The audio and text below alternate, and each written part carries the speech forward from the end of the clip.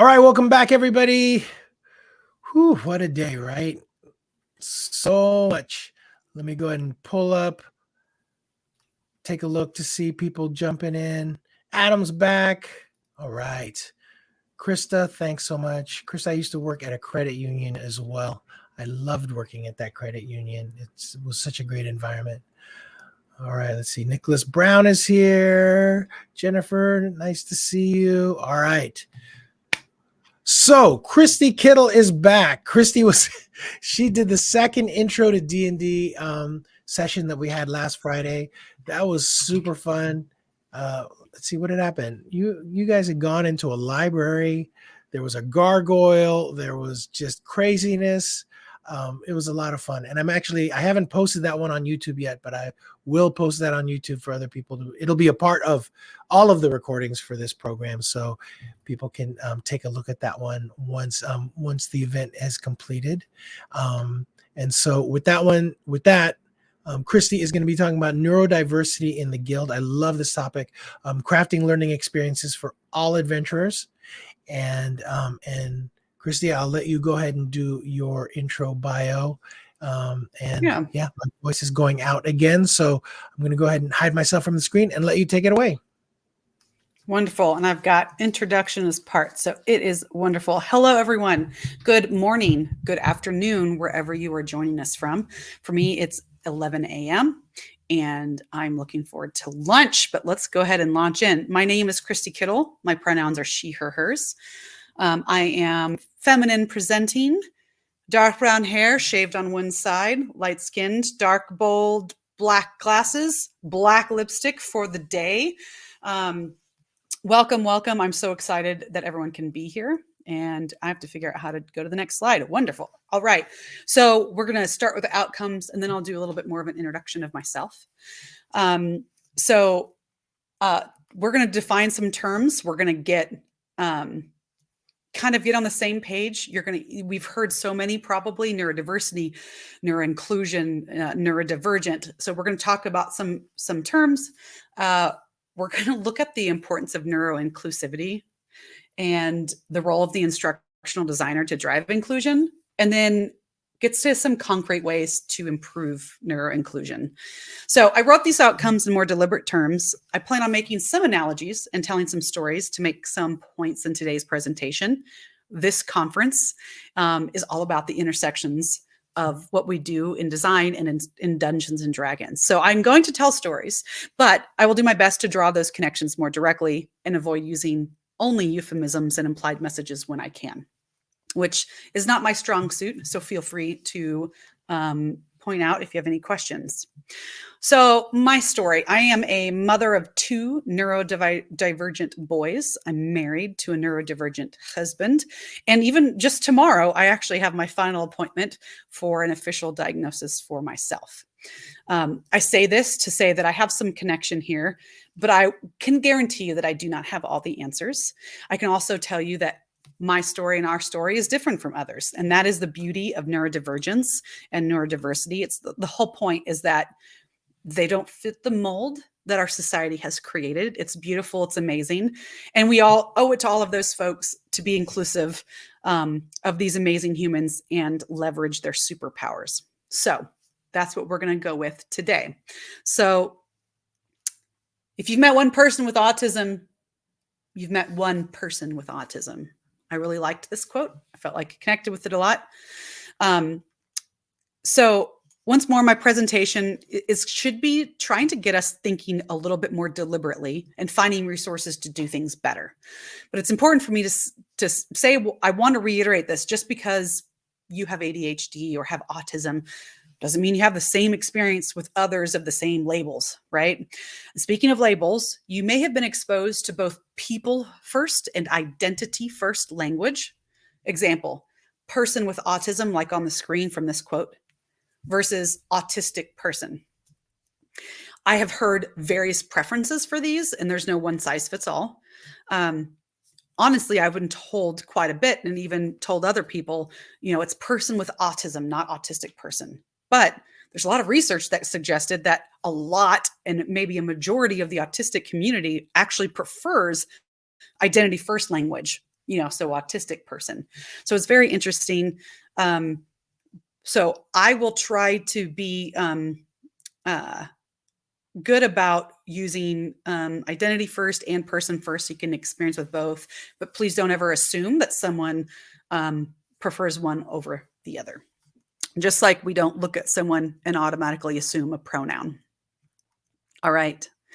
But since it's Dungeons and Dragons, I would like to introduce you to my character, Kaylin Wildcloud, for my current campaign.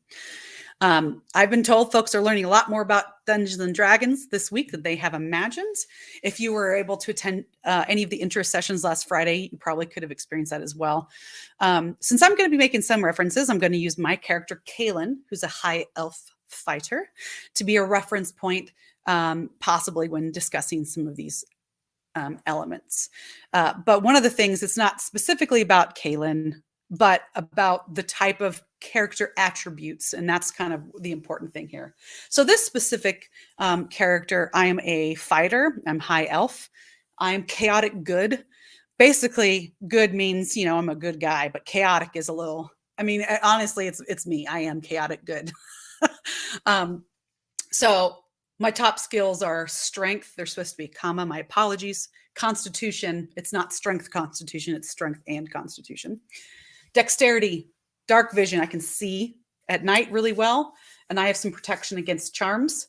But I'm very protective of my party. They are like my pups, and I protect them with anything.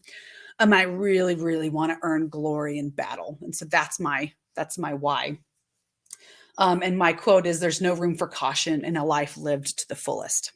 So this is my character, and when I talk about some of these things, in terms of this analogy, I'm thinking about a D&D character, right? When you're picking, if you've ever seen a character sheet, and I feel like I should have had one here, and you might have seen it if you've been into other sessions, right? You have wisdom, constitution, strength. There's modifiers. You might be able to talk to animals. No one character is identical. And a lot of times when I've created this character, because it's a fighter and a high elf, I get to add certain things, but I roll a dice to decide, what these are. So there's no identical person. And that's one of the analogies for today, which is the fact that no individual learner, and honestly, I'm making a lot of connections to also employees, your peers, other designers, SMEs as well. So there's our setup. Let's go ahead and jump into some definitions around neurodiversity. So this first definition, I struggled with looking at a bunch of different definitions. So I'm going to provide a sentence stem and see if y'all as the audience can help me finish that sentence. And you are also going to notice here, on the bottom left of the screen, there is a D&D D20 dice. So if you're able to see, you'll see that dice is kind of a heads up that I'm going to ask a question for the audience. And also I'll be sure to verbally say that as well. All right. So in general, so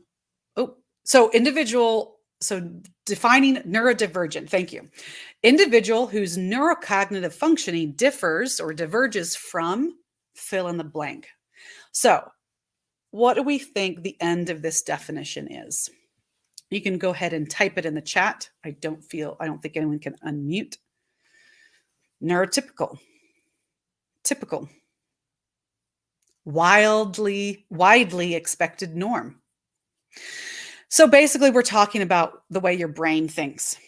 So individual whose brain functions differently from, great question, societal norms, societal norm. Okay, basically that is all it. And it was one of those things where I couldn't pick one to go here, but y'all hit the nail on the head here. Y'all got it right. The neurotypical, the norm. So for my research, neurodivergent was actually created as an antonym essentially to neurotypical. And a lot of this is less about medically what is expected versus what our society views. So I really like people that included that societal piece, because that's going to be really important in a lot of the conversation that we have today. So in general, not everyone processes and experiences the world around us in the same way. It is not a deficit. It's different. I'm not going to be digging into like specific conditions, but ensure that we're aware that an extensive list does exist with varying needs. You might commonly see ADHD and autism referred to within this umbrella of neurodivergent, but there are a lot more, including things like dyslexia, that can be in this umbrella. I'm hoping today will just give us a general vibe for this, an idea. And so when you encounter these terms, you kind of get an idea. Neurodivergent and neurodivergence, that is what we're talking about here. And then we're going to talk about neurodiversity, a group that includes a spectrum of neurocognitive functions or brain, and exactly what we talked about in the last slide, the way we experience the world.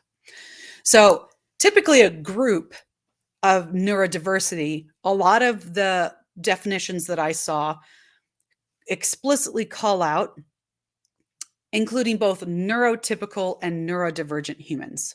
So neurotypical is my brain functions the way society expects. Neurodivergent diverges from that. And this neurodiversity group includes both neurotypical and neurodivergent. I would like to argue, as I mentioned before, not only do neurodivergent humans are identical.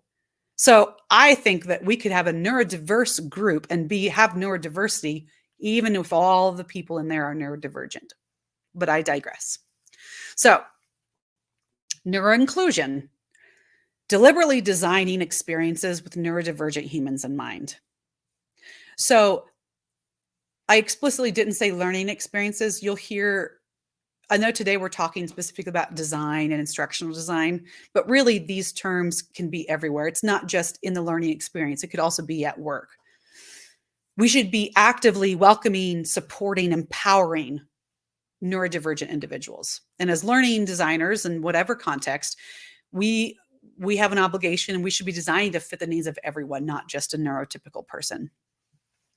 So I am going to be referring to possibly inclusion, not just neuro-inclusion throughout the session. I don't want to minimize other facets of inclusion, but today is through a specific lens, which is neurodiversity and neuro-inclusion. But it obviously can be so much more. And we all know that there are so many intersections, right? I plan on covering specifics of, learning design, that type of thing. But again, suggestions can be applied to a lot of different contexts. So now I'm going to do a little bit of a comparison. So on the screen, we see neurodivergent versus neurodiverse. In the image with neurodivergent, there's one human. And the image with neurodiverse, there are several humans. I've heard neurodivergent and neurodiverse used interchangeably, but they're not really synonymous. They're obviously related. For today, when we say neurodivergent, you're talking about a human that diverges, that definition that you helped me with in the chat. Today is about neurodiversity, which is a group, right, that has a bunch of different people with differing cognitive functions, or multiple people with neurodivergence, neurodivergent, and neurotypical, all those types of things. So really, neurodivergent individual, neurodiverse group. So now let's talk about neurodiverse versus neuroinclusive.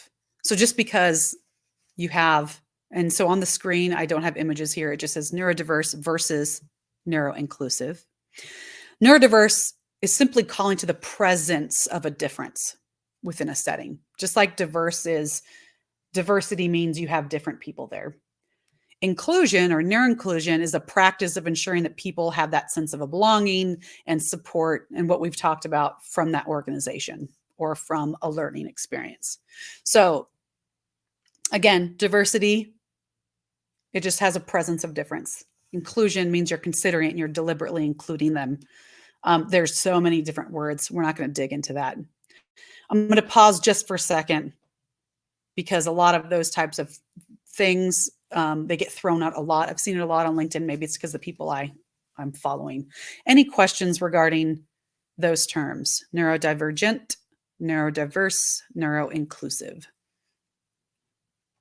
and really what they mean. because there's not going to be a quiz, I promise. Let me know if you have any questions. I don't see anything in the chat yet.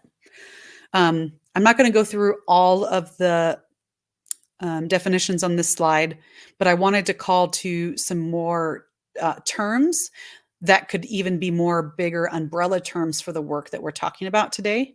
So inclusive design. On the screen, we have a Venn diagram with overlapping circles. We have universal design, we have accessibility, and we have inclusive design. So inclusive design is really where my heart is. It's a human-centered design process that embraces diversity. So I just wanted to call this out because all of these are related. And again, today's lens is the neurodiversity. You might have a lot of talk about DEI and that type of thing in maybe different contexts. So why do we care? Why does it matter? So there's that D&D dice. So there is no one right answer, but really, why does it matter to include all people, including neurodivergent? And what's the issue with non-inclusivity? So feel free to type in the chat. And it's okay if you don't feel pressured. If you don't type in the chat, that is totally okay. I promise I have cricket type of, hey, no one's responding. It's okay. I've got little things planned. So the question is, why does it matter? One size does not fit all. And I am going to, while y'all are doing that, put my watch on silent. Apparently do not disturb doesn't work there. Yeah, we want all our learners to succeed. Go ahead and put any more answers. There's really no wrong answer here. Accessibility for all learners. What I have found in terms in general, inclusivity and non-inclusivity. Yes, thank you, Vanessa. Yeah, everyone has valuable insights and experience to share. There's a lot of different whys here. And this is actually going to speak to who you're talking to, right? Am I talking to a subject matter expert? Am I talking to a peer? And why would they care or not care? I have an answer for this because, well, one, it's the right thing to do, right? We don't want to perpetuate inequalities in our society. It's the right thing to do as humans. I believe that in my heart. But also, statistically, if you need to sell things to maybe higher up stakeholders, there is evidence that shows a diverse workforce, same thing with diverse learner set, is going to be better and lead to better outcomes. Diverse businesses earn more money, right? Those types of things. Yeah. And you're right. I love Jesse. That's a great point, Jesse. They may not even know it, right? So being able to do that. So we're going to launch into a story to help kind of our why, and it's a D&D story. On the screen, you see a ferocious dragon with blue flames in its mouth. There's destruction behind, and you can't even see the end. You can see the end of the tail, but you can see how long the dragon is. So I'm going to go ahead and we're going to continue this why does it matter in a D&D context, but also we'll make that connection to learners. So we venture to the Dungeon of Silent Shadows. The dungeon's entrance was guarded by a formidable beast. 4 valiant adventurers ventured into the dungeon. Their armor shone brightly. Their swords are mighty. They are all equally strong and well-armored. As they descended deeper into the dungeon's dark corridors, they encountered a chamber guarded by a slumbering dragon. They must go to the other side to fulfill their quest, and they must do so without waking the dragon. This is a mighty beast with magical protections. Their only chance of success is to sneak to the other side without awakening this powerful dragon. The adventurers start edging their way, trying to get past the dragon, and realize their armor clanked loudly, clank, clank, clank, as they moved. The dragon stirred with every step, and the entrance to the tomb on the other side is just out of reach. They were equally ill-suited for stealth, and no amount of strength could change that. Desperate, they tried to muffle their footsteps, but their heavy armor and gear betrayed them. The dragon awoke, breathing a fiery torrent of flames, and their armor offered no protection against the searing heat. And they were forced to flee, their quest ending in flames and despair. In the Dungeon of Silent Shadows, they had learned the hard way that shared attributes, when unsuitable for that task at hand, can be a liability.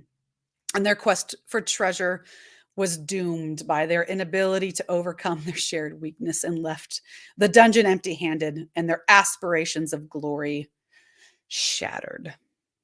So there's the analogy of Dungeons and Dragons. Let's make that connection to learners and to everything else. The point here is, if everyone is neurotypical and have the same strength, it's not going to solve all of the tasks. Now, obviously, this might be a little bit of a stretch, but think about a story in your head about, okay, maybe your team, maybe a set of learners. For me, I'm in a town that has not a lot of diversity. And so when you're looking at solving problems, it's very interesting when you have the same exact views at the table. This goes beyond just neurodiversity. This goes to racial changes, language, gender, so many different things. Okay. I have fun telling those stories. So I had to put at least one dragon in here. So that leads us to, okay, we talk about, we know it's important. We know to be successful, getting that ROI to senior leadership, right? So how does the instructional designer make these learning experiences inclusive, right? So what is the role of an instructional designer in creating inclusive learning environments? There's no wrong answer here. Every designer, and feel free to go ahead and start typing in the chat. We've got the D20 up. Now, in my context, I've had many different contexts and even different projects with different things. Some designers might have more of a consultant basis. Some are actually building things. But I'm interested for, what do we feel like our role is as a designer to help create these inclusive learning environments?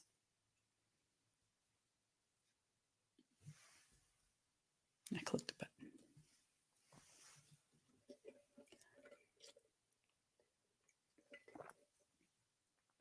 And I meant to give a warning to people that I move around a lot with my hands. So let's go ahead and jump into it. Feel free to keep chatting. Build it from the beginning. Thank you, Ren. Hi, Ren. Ensuring content to reach all audiences. Considering approaches that teachers may not consider. Yeah. A lot of times our subject matter experts really know their field, but maybe not the teaching and the learning. Staying current, knowing the why. Perspectives of inclusivity apply to the learning in a way that best fits the content and context. Context is super duper important.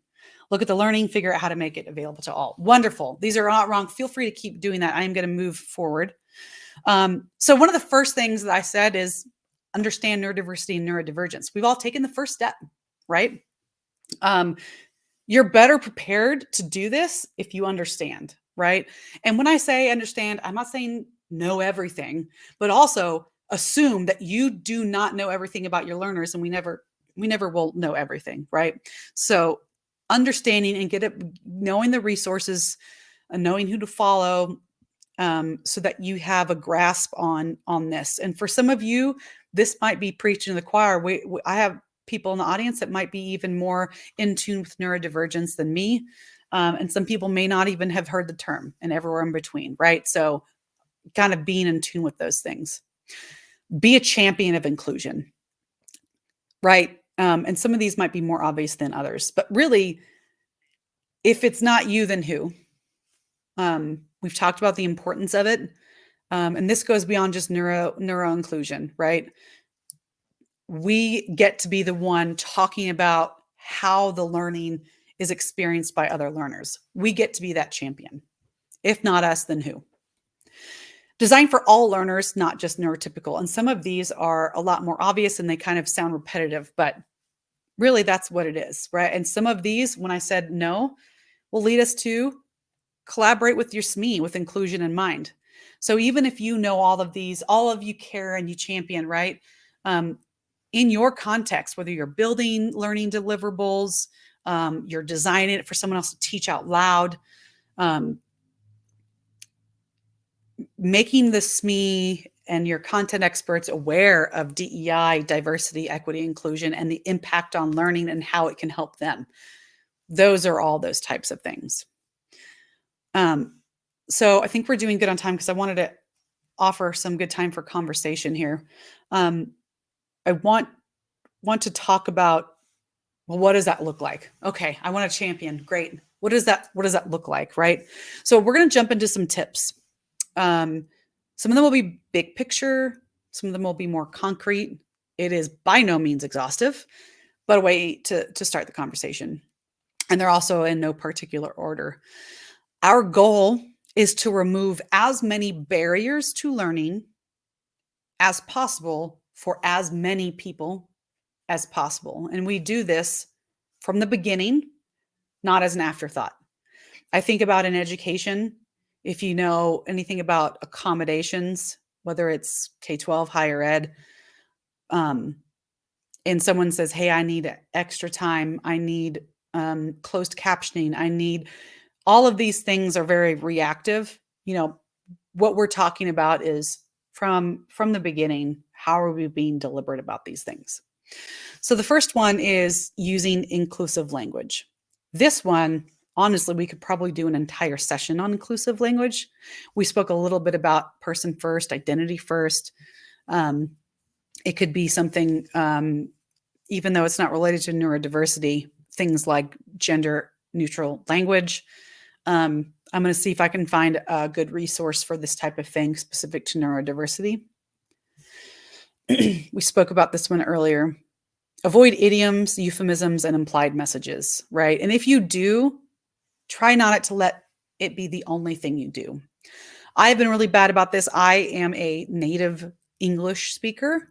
And there's a lot of things where I'm like, I don't want to say that. I like, what is my alternative? Because that's just the way it was always said to me. So thinking about, like earlier I said, hit the nail on the head. What the heck does that mean? Making sure you follow that up, or also say, or alternatively say something that connects hitting the nail on the head means you got it correct. Yes, you got the point that I wanted you to get. Consider your sensory aspects of learning environments. So in a physical space, it could be lighting, acoustics, just overall sensory experience. I remember a story that was told to me back when I was in college. If you've ever been in an educational space, a government space, just public space, if you look up and you have those really long, I already forgot the name of the bulbs. They're really long bulbs. And if you're taking a test, you'll hear the low hum, things like that, where some people don't hear it actively or can kind of cancel it out. Thank you, fluorescent. I could not think of the word. The fluorescent light bulbs. So not only does it make a sound that some humans will hyper focus on, and they will not hear what you're saying, even if they're hearing able, they're focused on that sound. It could also just be the light, the intensity of the light. So those types of things. And again, we know that you might have one person that really likes fluorescent and one person that hates it. So don't, I haven't heard anybody that loves fluorescent lighting, to be honest. But though that's something that even if you hate it, some people might say, man, I hate those, but they could still concentrate. They can still get things done. And there's some that won't be able to function. And when you look into digital learning, it could be things like text, it could be colors. One of the things, and actually it was one of the things that took me way too long on this presentation, is adjusting the template, because the template has everything in all capital letters. That's hard to differentiate between letters, not just for people with, say, dyslexia, but others maybe with visual impairments. Those types of things can go a long way. And you can see the intersection overlap, because you can also talk about things like when we just say color, it's not just bright, distracting colors. It's also like colorblind, right? So if you've got color contrast really low. The one thing I didn't write here, but that's very much sensory, is consider your animations in your slide deck. Sorry, my earring fell off. So I remember when PowerPoint, and also I'm thinking of Michael Scott in The Office, PowerPoint, PowerPoint, PowerPoint. But really, when you talk about way back when PowerPoint was new, animations were cool, right? The letters on the screen. And I apologize for those of you. I'm making a lot of hand movements, but the sliding, the transitions, the animations, and things moving constantly. I also think about people's background. So let's say I'm just delivering something, and I put a virtual background behind me that's a moving train or something else. Those can be really, really distracting, and not just distracting. It could be medically not great for people. So think about all those types of things and remove all of the type of distractions and barriers that someone would have to try to actively cancel out. Making expectations clear. I wrote this as expectations. This is great for almost anyone. For employees, for learners. Think about how you're communicating. Are you using plain and concise language in your instructional materials, as a manager, as a peer? Are you relying on implied messages? Are there unwritten rules that maybe you should make more deliberate or help remove that barrier? How are you communicating deadlines? One of the things that I have found, especially with ADHD, is some people talk about, oh, flexibility is good. And we'll talk about flexibility in a few slides, I think. And they say, okay, flexibility, so I'm going to just take away that deadline from someone. Well, it's actually proven for some ADHD, if not most of them, they actually need that. They need that incentive. That's how it's getting fed to them. So actually removing a deadline will actually be worse, not better, right? Making expectations clear, knowing what's due and when, or what's expected, those types of things. And honestly, remember when we talked about designing for all? A lot of these suggestions aren't just for neurodiverse people. You can see how all of these would help everyone. I don't know about you, but if some of the people that I've worked with in the past could just be a little bit more clear, or a lot more clear about what they wanted, we've had a lot of wasted time. Think about working with a graphic designer or a media person. And you say, hey, I want this. And they create something that's not what you want, clarity in what you're asking for. Okay. Next, design clear navigation, right? Clear organization and navigation of content, whether it's an assignment, whether it's an entire course in e-learning, whether it's a job aid, whether it's a slide deck. This can help reduce the anxiety and promote engagement. Again, when we remove barriers, people are able to engage more. Creating well-structured learning paths, right? If you have the ability to provide predictability and routine, that helps a lot. One of the things that came up in an earlier session, a question was about how people felt, how the presenter felt about stating learning outcomes at the beginning. And a lot of the consensus was, because if you don't know, a lot of like Common Core K-12 type of standards explicitly state, tell the learners your outcomes. And a lot of those types of things are written in words for like teachers and designers. They're not student facing. But I was asking myself there, yeah, I think you're right, because it doesn't make sense, because you're using terminology they don't even know yet, because they haven't learned it.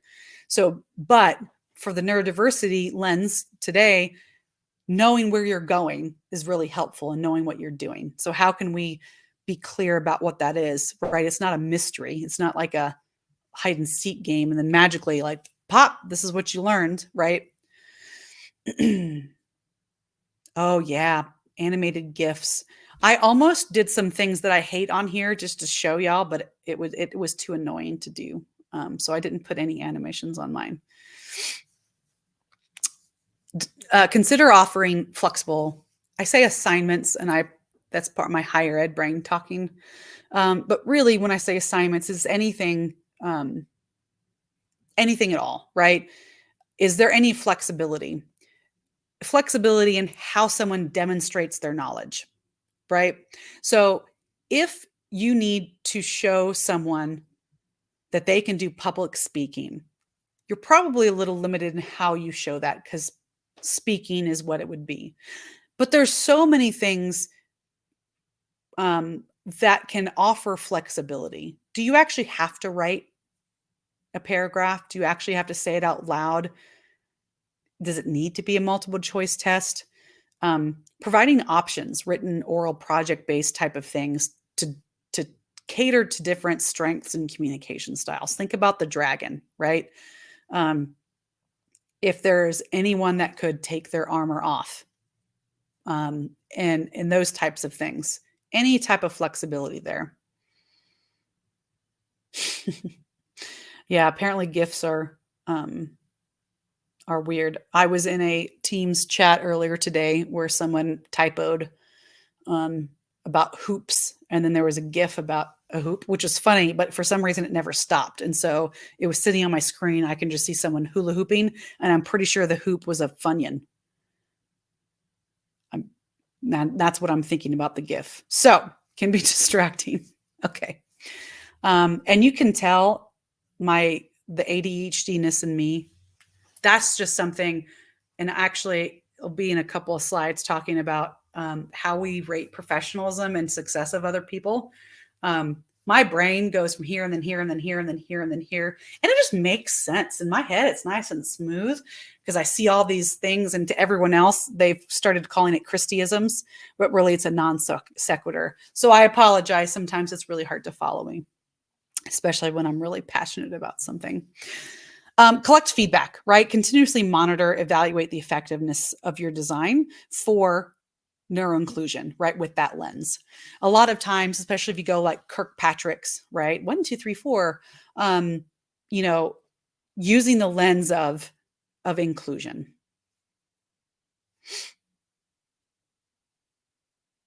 Right. Yeah, Nick, that's actually a good question. I'm going to get to that one. I'm hoping don't let me forget that one.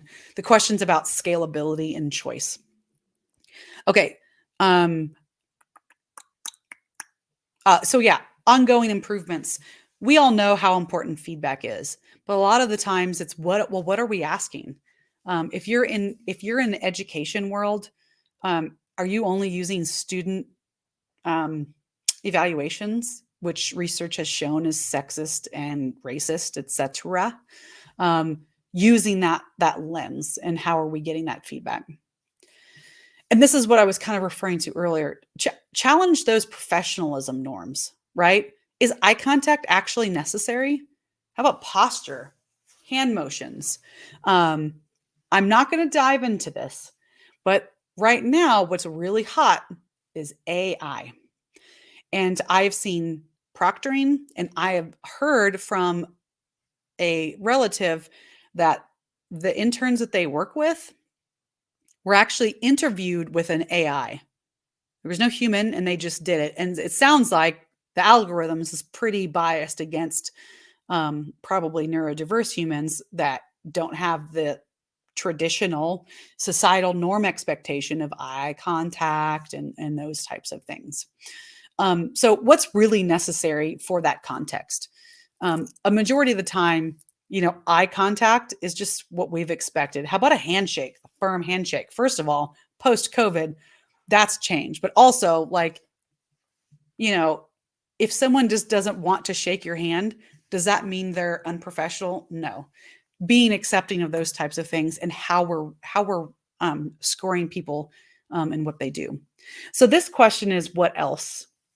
What else are we missing? Again, there was no way I could have been all inclusive in a list, but I was trying to get some big ones. And there's again, AI, we can dive into how it's training. I saw a post earlier about one person said, show me the perfect student. It was very obviously all well, able-bodied, skinny white people.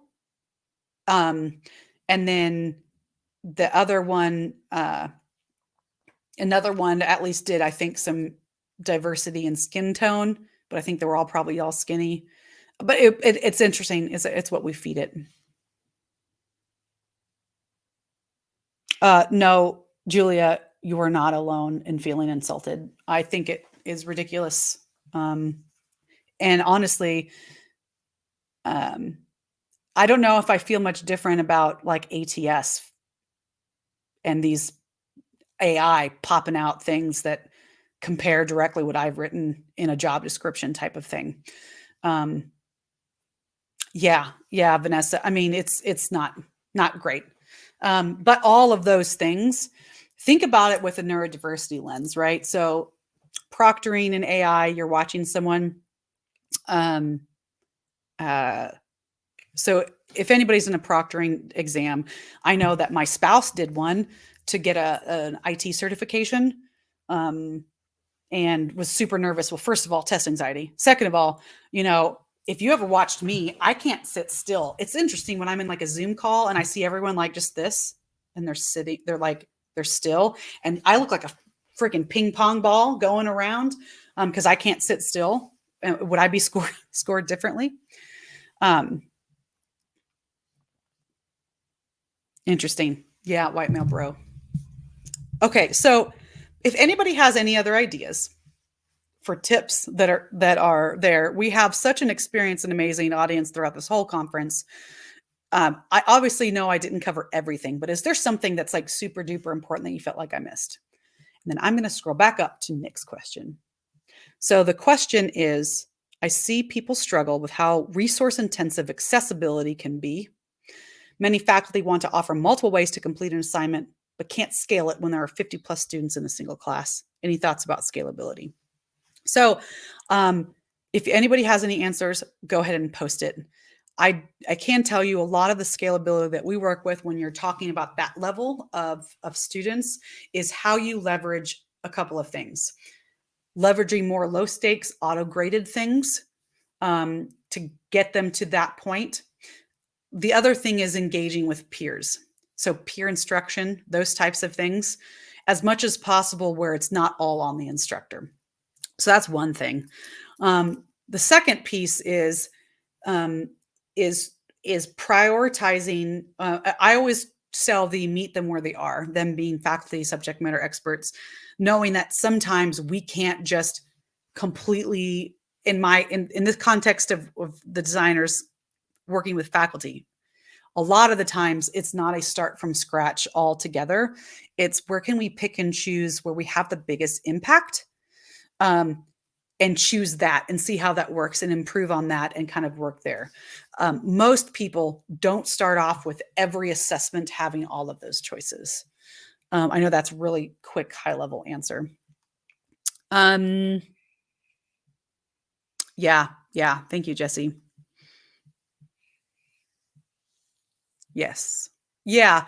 And oops, I clicked the button again. Okay.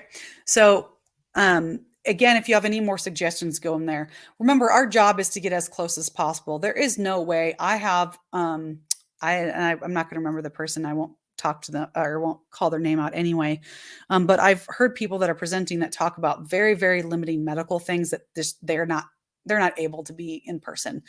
And, allergens, that type of thing. There's no way that we are going to cater 100% to every single person every single time right off the bat. It's how can we maximize impact? And I'm sorry, I thought I turned off my auto emotion, I don't like these. I think it's very distracting. And I thought I turned them off. So my apologies. My Mac automatically does reactions that include confetti and balloons and thumbs up. So I'll try not to do the thumbs up anymore. And I'll figure out how to undo that. I did it on Zoom. But the point is, where can we make the biggest impact? And really is, how do we know who our learners are so that we can identify a need and improve, right? And accessibility, the way Nick wrote it, is, I feel that the work it takes, and it's a mindset shift, because you've got some people that are like, I don't care how long it takes. You cannot create a design that would inequitably give people that are able-bodied, that can see, that can hear, better and faster experience while you catch up for someone who doesn't have those abilities. And then you have others, it's like, yeah, but I almost never have anybody, and it would just take so long to do this. And you have people in between. It's a battle, and it really, really depends on the context in where you are for what that battle is. And I encourage you fight, be that champion. And then if it's not course by course, how can you make systemic change and making this more important, more of a reality systemically for everything you do, so you don't have to fight that battle every single course, every single person. Yes, absolutely, Vanessa. We have a lot of different, we have at my institution where I'm currently at, we have some good surveys for kind of things to ask, depending on the context of your learners. If it's an employee learning, it's less about access sometimes, but a lot of times, especially in the education, it's, well, do you have access to this type of computer? Do you have access to these things? For online learners, especially if they're adult, theoretically, I'm sorry, I got distracted because I read the chat and I lost my train of thought. So I'll stop there instead of trying to keep going. Julia, I realized I thought it was only Zoom as well. I turned it off on Zoom, but apparently it works on AirMeet as well. Thumbs ups, thumbs downs, and then confetti. I have like one more slide essentially, and then we can go to any other questions. But I actually don't have an answer on this one. This is more of an encouraging you. Again, if not you, then who? We can chip away at things, but it's also important to look big picture, right? How do we know that we're being successful for inclusion, for neuro inclusion, at each different context? I know I have a lot of work to do, both in at my business and where I currently work full time, to be able to define what that looks like and make a meaningful change systemically, and not just one course at a time. So you can type this in the chat. I would love to hear some thoughts on this. But this is really important to be able to assess, right? When we talked about asking people and where we are, that's going to be an important question, is, well, how do I know we're making movement? How do we know that we're being successful? So if you have any thoughts on this one, go ahead and put it in the chat. And again, this one, I don't have a definitive answer for everyone, but really would like people to think about, what does success look like in my context? That's a good point, Adam. You may not know there's probably not going to be this amazing point like, yes, I've met everyone's needs. And there's a lot of societal and systemic struggles where, even if people are struggling, don't feel supported enough to say they're struggling. And you might see that as someone quitting, or someone dropping out, someone disengaging.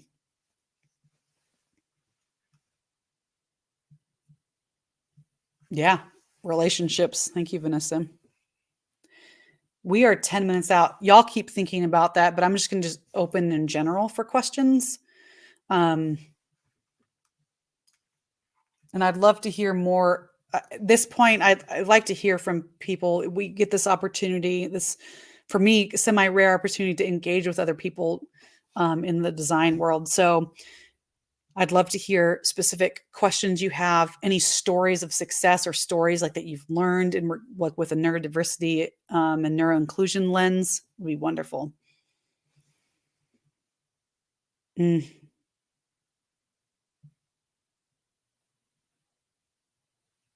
you for sharing that, Julia. And I found a lot of interesting trends depending on where you're working, how this is viewed. These terms, you may not have heard them. I also forget that, like for me, I'm part of like 3 different DEI related committees. I'm one for my unit. I'm in one for my employee group, and then I'm in the president of the university's commission for gender identity, expression, and sexual orientation. And sometimes I forget. I think we all do this. Us as designers in education and learning, we have these terminology and all these terms we use, and sometimes we forget that not everybody knows what they are. And I found that DEI, inclusion, all these types of things are not in everybody's vocabulary all the time. So it's very interesting to make sure we're introducing that and kind of just making people aware.